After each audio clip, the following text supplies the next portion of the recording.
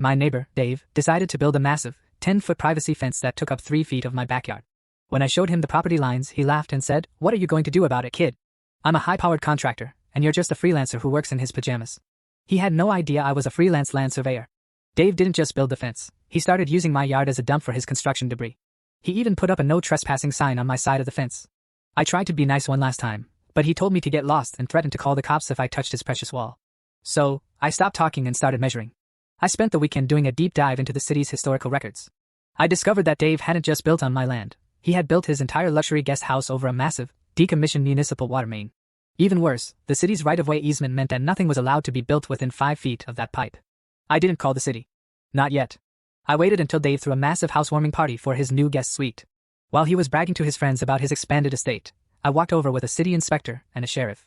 Dave tried to kick us off his property, but the inspector handed him a notice of immediate demolition. Because he built over the water main without a permit, the city declared the structure a public safety hazard. The law stated that if the owner didn't remove the obstruction within 48 hours, the city would do it for him and send him the bill. Dave went from laughing to crying in 30 seconds. He begged me to tell the inspector it was fine. I just pointed at his no trespassing sign and said, "Sorry, I'm just staying on my side of the line."